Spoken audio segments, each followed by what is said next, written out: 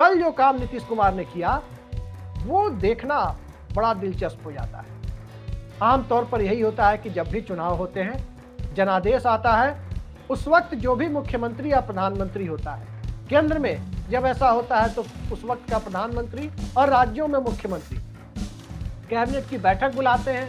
Cabinet की बैठक बुलाने के साथ साथ विधानसभा के शेष कार्यकाल को, जो भी 10-15 दिन या एक हफ्ते जितने दिन भी बची होती है, उस कार्यकाल को तत्काल प्रभाव से भंग करने की सिफारिश करते हैं कि विधानसभा भंग हो जाए, तत्काल भंग कर दी जाए और लगे हाथ अपना इस्तीफा भी दे देते हैं। उस सिफारिश के साथ राजभवन जाके अपना इस्तीफा दे देते हैं। नीतीश कुमार ने ऐसा नहीं किया। नीतीश कुमार ने विधानसभा भंग करने की सिफारिश की, लेकिन तत्काल प्रभाव से नहीं।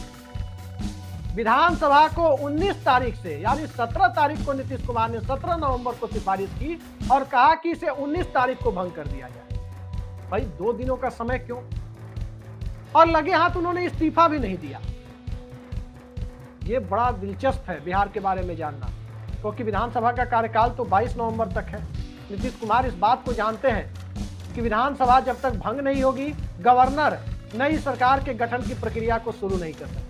आखिर पुरानी विधानसभा के अस्तित्व में रहते नई विधानसभा के गठन की प्रक्रिया भला कैसे शुरू हो सकती है? नई सरकार के गठन की प्रक्रिया कैसे शुरू हो सकती है? जो प्रक्रिया है वो यही है कि पुरानी विधानसभा को भले ही जितने दिन उसका कार्यकाल बचा हुआ हो, मुख्यमंत्री की सिफारिश के साथ ही उसे भंग कर दिया जाता है और नई विधानसभा के गठन की अधिसूचना जारी कर दी जाती है। अब जब भंग नहीं होगी तो गठित कैसे होगी, पहला सवाल। और जब तक गठित नहीं होगी तब तक सरकार गठन की प्रक्रिया राज्यपाल कैसे शुरू करेंगे, दूसरा सवाल। और तीसरा सवाल कि क्या एनडीए का विधायक दल अपना नेता नीतीश कुमार को चुनेगा या सिर्फ समर्थन की चिट्ठी देगा?